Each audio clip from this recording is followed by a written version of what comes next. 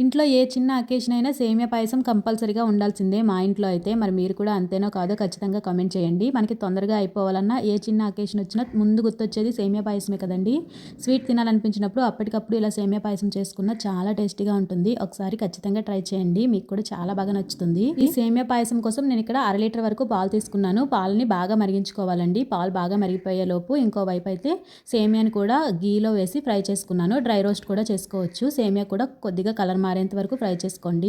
ఈలోపు పాలు కూడా బాయిల్ అయిపోయాయి కాబట్టి మనం ముందుగా ఫ్రై చేసుకున్న సేమియాని ఈ పాలల్లో వేసుకొని బాగా కలిపేసుకోవాలి.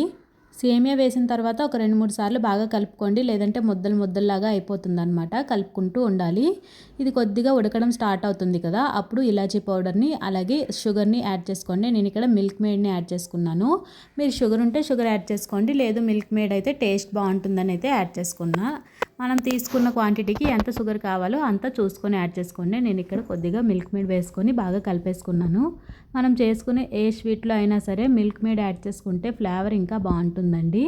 లేకపోతే షుగర్ అయినా యాడ్ చేసుకోవచ్చు, అది మన ఇష్టం అనమాట. ఇలా సేమియా అంతా కూడా కుక్ అయిపోయిన తర్వాత ఈలోపు డ్రై ఫ్రూట్స్ని కూడా ఫ్రై చేసేసుకున్నాను. ఇక్కడ నేను బాదం పిక్కల్ని చిన్న చిన్న ముక్కలుగా కట్ చేసి వేసుకున్నాను. అలాగే జీడిపప్పులు కూడా వేసుకున్నాను. కిస్మిస్ ఉంటే కిస్మిస్ కూడా వేసుకోవచ్చు. అంతేనండి, మనకి వేడివేడిగా సేమియా పాయసం అయితే రెడీ అయిపోతుంది. ఎప్పుడైనా సరే మనం సేమియా పాయసాన్ని ఈ కన్సిస్టెన్సీలో ఉన్నప్పుడే ఆపేసుకోవాలి. చల్లారేసరికి కొద్దిగా చిక్కబడుతుంది. మనం మరీ చిక్కగా ఉడికించేస్తే చల్లారాక గట్టిగా అయిపోతుంది. సేమియాని ఎక్కువగా తినే వాళ్ళకి ఈ వీడియోని ఖచ్చితంగా షేర్ చేయండి. ఈ వీడియో కనుక నచ్చితే లైక్ చేసి ప్లీజ్ ఛానల్ని సబ్స్క్రైబ్ చేసుకోండి. ఇంతకీ మీకు సేమియా అంటే ఇష్టమేనా? అయితే లైక్ చేసి కామెంట్ చేయడం మర్చిపోవద్దు.